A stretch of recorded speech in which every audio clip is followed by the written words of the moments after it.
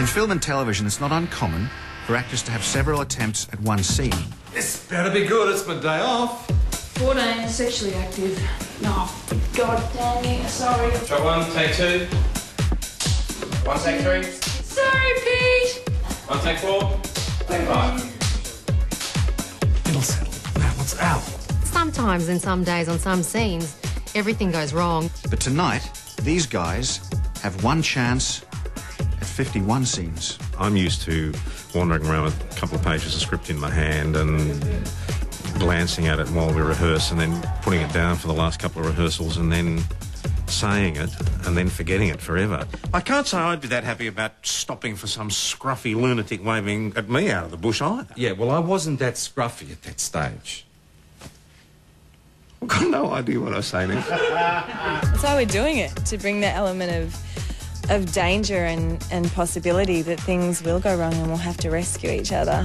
What happens on stage usually is that you just you stare profoundly into the other person's eyes and you've got to work out what the problem is and someone will pick it up. That's what happens, or that's what happens on stage usually anyway, that there might be a pause, but to anyone else it might look like that's how it's supposed to be. And I hope it happens like that if it's going to happen. There's no second chance, so just get it right. And if things don't go right, then We have to keep going. You can't stop and look at the camera and go, oh, can we do that again?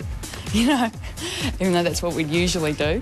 And maybe that's what PJ's keeping quiet about. I mean, he'd never protect Ditch Kenny, but the daughter of the woman he'd shot. No, it sounds fine, Jane. get it right. How are we going to get everything right in every scene across a whole hour? Like, we can't do 5 minutes without some little thing. So the concept of getting it all perfect is kind of a big challenge. Well, it is, because the minute you make a mistake, the first thing you swear, and you just, or most people do. You hope if it happens, you're not the person who brings it all to its knees. Please, let it not be me. You'll muck it up and you'll go, oh, whatever, and then there'll be this ripple effect. Suddenly one thing happens that never happened before, which throws your timing out, which means you're just a second late and then suddenly you could get a smack in the mouth. If things do go off course, it is going to get really hard, because then you've got switches going, OK, who do I cut to? Boom guys going, who do I put the boom over? Who's talking? What's happening? You know, people outside going, what's my cue to come in now? Yeah, if things go off the rails, it'll get really interesting. To add to the pressures tonight, this episode will be shot using 4 sets in 2 separate studios and an exterior location. It means the actors will literally have to run from one set to another. I leave the interview room and ask Jane to take over. Jane, can you take over in there? Because I need to go and check something out. Just keep him talking, I'm going to go and check out his place. And this scene change happens in about 25 seconds. This is where the reality's all gone. And come out through these doors. And this is the laneway, which is our only location in the episode. So that's the dash, and this will be your starting point round about here, yep? It's quite crucial, and yeah, it's quite a quick set change. Action! So you come and have a look behind here first. And after I finish out here, this scene, I've got another 30 seconds to get back to my finishing point or my start point for the next scene. Those scene changes can be quite quick. And in fact are. So it's fast out, fast back in. Fortunately, on the way out, you'll already have the jacket on. You just need to be given the torch. On the way back, get rid of the torch and the jacket. Remembering your lines, racing between studios, wardrobe changes, 9 cameras switched live. Can it get any more complex? Well, yes. In the location scene, the director is using a 1.5-ton crane, and there's an extra complication. The crane is required back in the studio for another scene.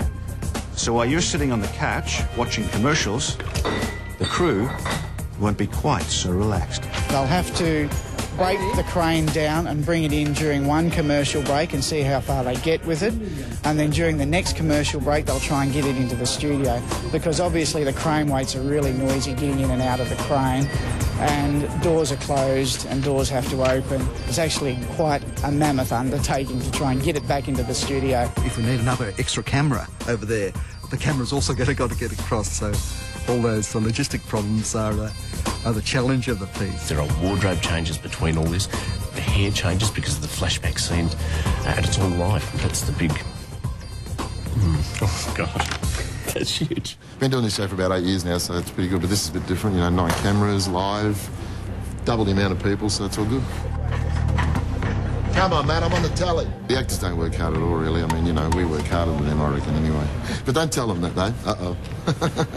No, the actors are there. They're working just as hard. It's all team effort, team effort. In many ways, I probably wouldn't have stayed on the show for so long if I didn't have a real, genuine affection for the people. I actually really look forward to getting to work.